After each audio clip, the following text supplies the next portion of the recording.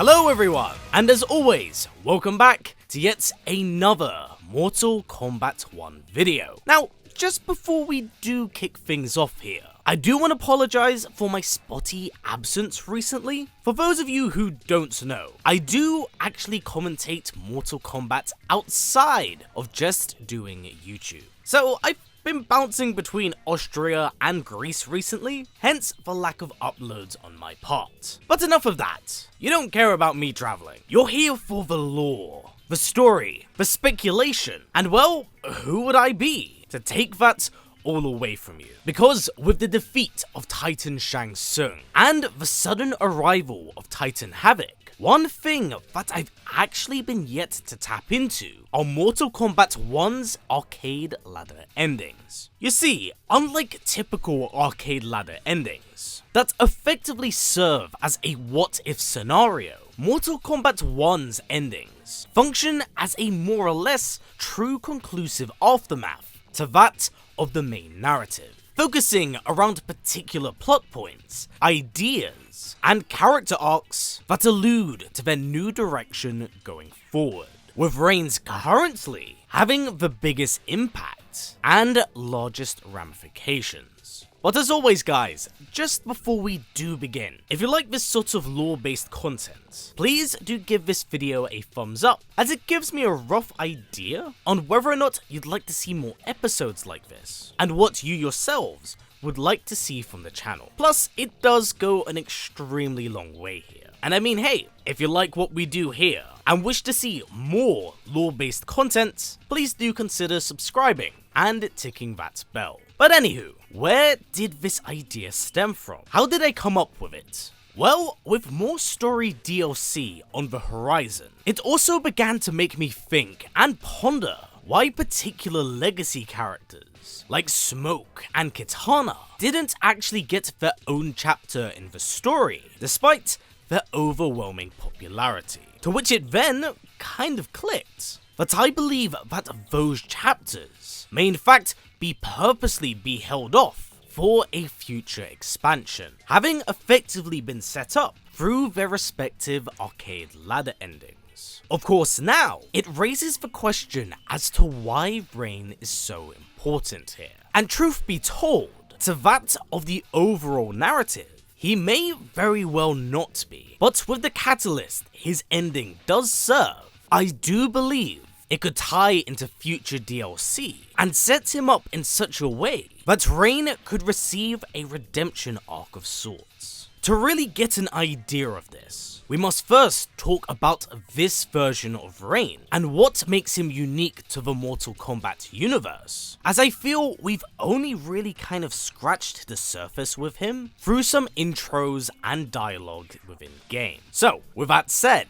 what do we currently know of Reign in this new timeline and current era? Well, one of the biggest changes is that we do now know him by his birth name, Zephyro, and that in this timeline and era, he is not of divine godly blood, having been stripped of it by Liu Kang in the hopes that it would calm his bravado and remove his hubris. Meaning that unlike that of the original canon, he is now no longer a child of Argus, allowing him to grow up with his mother, Amara, who does still exist in the present. But the path for Reign isn't quite so clear, as it's under the wing and tutelage of Shao that temptations of grandeur begin to surface. To gain infamy and greater benevolence is what sways him from his path.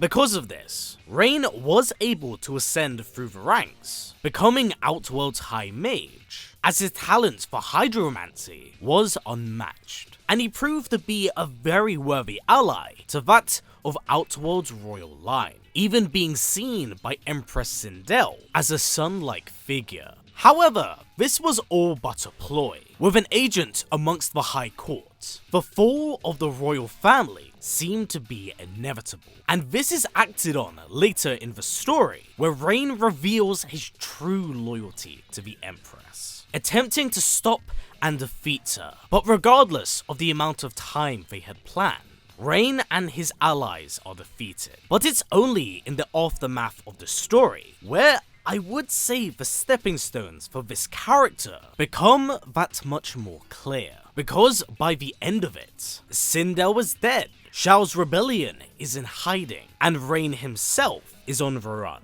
finding a very unlikely ally in the Sidon freedom fighter, Havik. In his desperation for solitude, he would join forces with Havik, believing that if he helped him, his safety was all but secure. But to prove his worth, Rain would be forced to liberate Sido, with it being done by casting a massive flood. Rain would unleash a wave of destruction that would rid it of corruption and brutality. But it is in the fall of Sido where Rain really comes to realize the error of his ways. The blood of thousands now sit in his hand. It broke his heart. Incapable of forgiving himself, Rain would return back to Outworld looking to atone for his crimes. Kneeling before the new Empress, Zephyro was now ready to accept any punishment that would allow him to atone for his wrongs. And I think that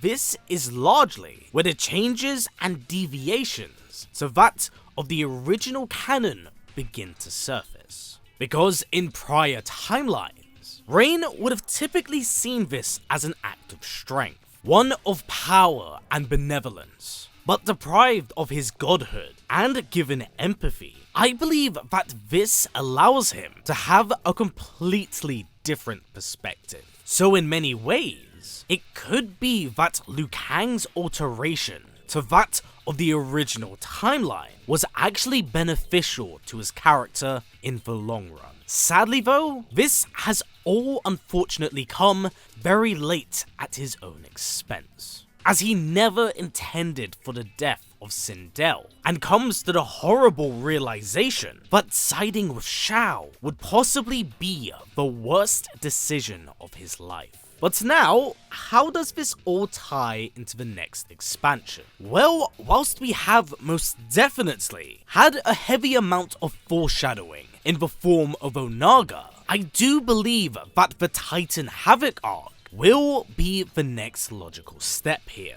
And seeing Rain's previous relationship with that of the present timeline Havik, I doubt that this is a threat he could ignore. Especially with the foreshadowed intros that the Titan of Chaos may be setting his sights on that of Outworld, as the devastation of Sido could have in fact been the stepping stones of which his Titan counterpart could set up base at. Now if I am theory crafting, I do believe that Rain's guilt here could ultimately be the change that has him redeem his character, not only in the eyes of the royal court, but also, most importantly, to himself.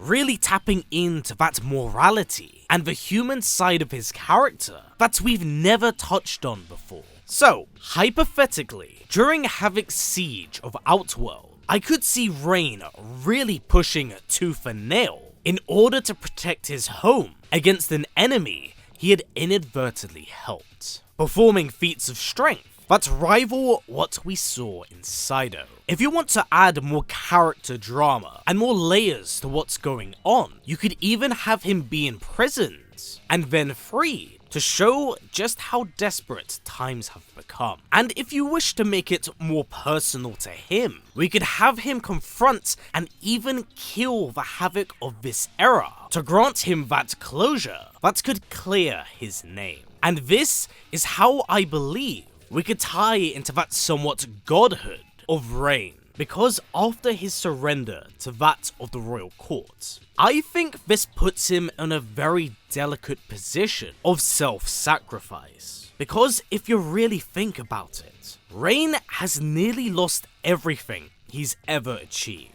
The trust of the people, his status amongst the courts, and maybe even his mother, as it's even touched on through dialogue that upon his betrayal, Amara may have been punished and exiled for his crimes. Amara is banished from the Imperial Court.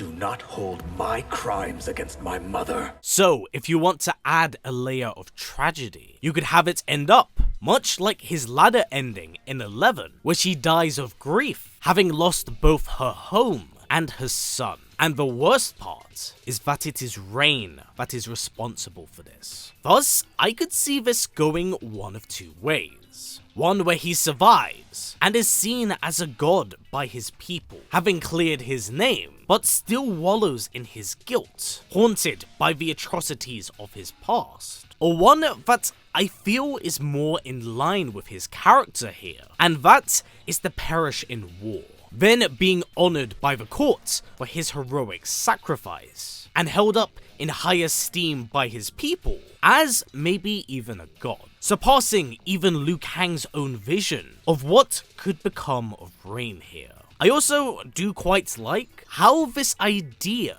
does feel more in line with the legacy of this character, as being a god was a centerpiece of his character in prior timelines.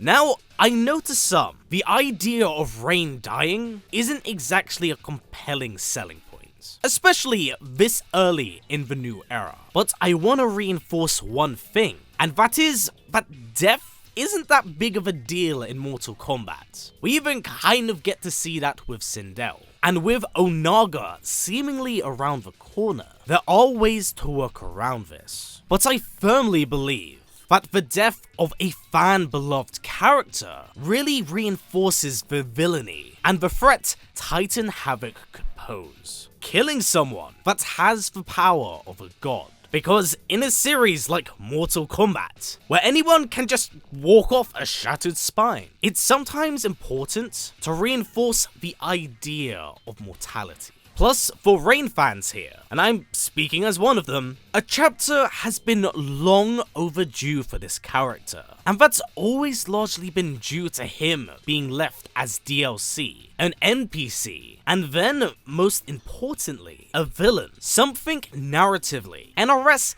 has kind of deterred from, but with an opportunity to clear his name, and finally give fans a chance to play this character in a way that's never been explored. I think that this is a wonderful opportunity, as we would get to see his redemption arc in motion. So with that said, what are your thoughts on the possible future of Rain? He's been a long-time fan favourite for an extremely long while, and I definitely think he deserves his just desserts. But with that said, what would you like to see of him in the next story? And how would you like this to pan out? Please do comment down below. Also, what other characters would you like to see get a chapter in the next expansion? But for now everyone, that has been it for me. So as always, stay strong, stay well, and keep on fighting. Take care everyone, I'll catch you all soon.